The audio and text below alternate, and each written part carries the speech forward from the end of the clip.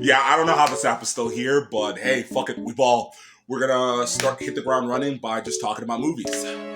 Okay, last year I saw 83 movies, and last year was a completely amazing year for film. Like, there was such great hits back to back, and also a really great year for original filmmaking. And we're gonna start off with my first honorable mention. I'm gonna break this into 5 parts so it's more digestible. Well, not 5 parts, 2 parts. All right, so the only one on my honorable mention list was Monkey Man because, frankly, Dev Patel has a beautiful directorial debut with this film because this movie is like it's like the vibes of Matt Reeves, the Batman, mixed with a John Wick film, but this is better than a John Wick film. Whatever he put into this movie, I want more of it.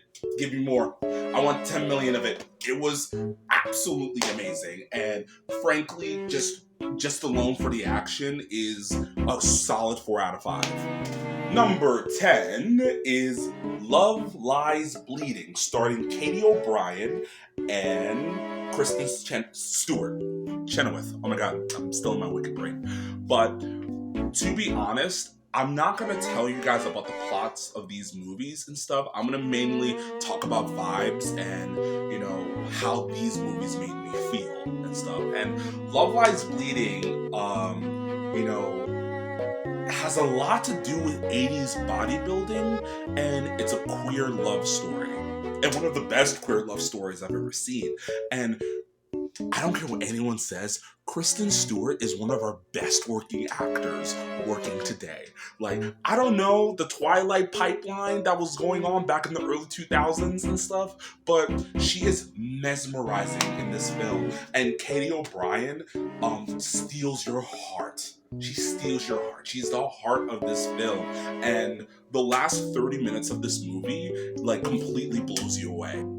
Number 9 is Challengers, directed by Luca Guadagnino, starring Zendaya, Josh O'Connor, and Mike Fast. And I didn't know Mike Fast was in this movie. For all my Dear Evan Hansen crew, it was kind of like a big shocker for me because I remember him from that play, and the storytelling and the writing was very sharp and clear.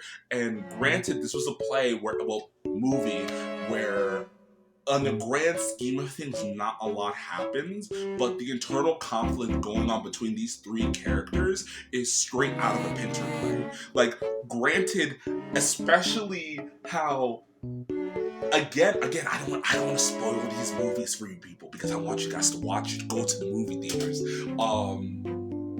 There's a lot of sexiness,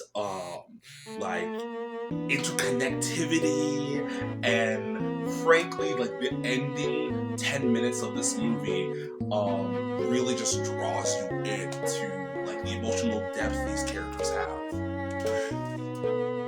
Number 8, this was a really, really big surprise for me because, genuinely speaking, I had no idea what this movie is about. I thought this movie was an adaptation of the Fall Guys video game that I play on my PS4 every day, and a love letter to the stunt community. Brilliant, love it, and old school Hong Kong style of fight scenes and stuff. Especially there was a chase scene in this movie that frankly was one of the best action scenes I've seen all year and stuff. Granted, the story was serviceable, but I think more people, this movie was mainly for the action and for the action junkies like myself. Number 7, Bad Boys Ride or Die, the resurgence of Will Smith.